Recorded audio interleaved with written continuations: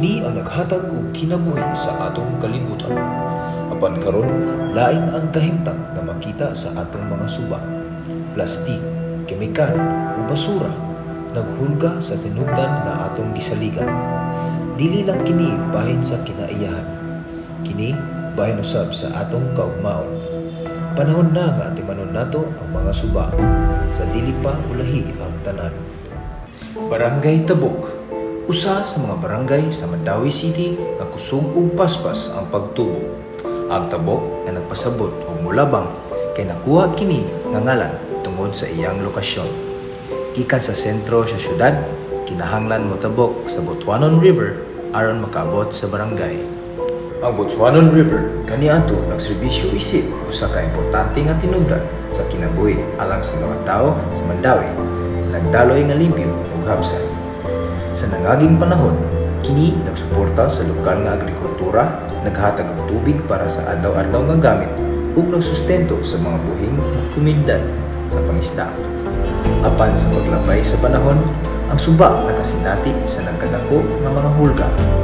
Ang mga industrial nga basura gikan sa panimalay ug dili na tratar nga ibornal nagpolusyon sa tubig niini nga nagpahinay sa kaanyag sa kaniadto.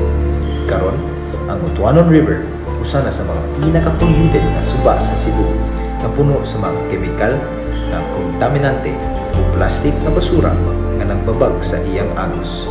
Kini nga polusyon dili lang nagdaot sa kinaiyahan apan nagpuntang usab sa kahimsog ug panginabuhi sa lokal nga komunidad sa risgo.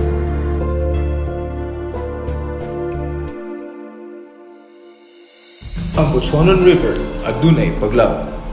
Pinaagi sa husto nga pagdumala sa basura ug maayong pag-atiman sa hugaw nga tubig, mapanalipdan nato ang suba ug atong komunidad.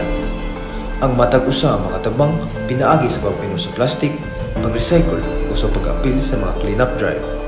Ang pagtanom og kahoy sa dapin sa suba makatabang usab sa pagpaayo sa kalidad sa tubig. Kung magkahiusa ta, mahimo nato nga ibalik ang kinabuhi sa Butuanon River para sa mga umaabot nga henerasyon.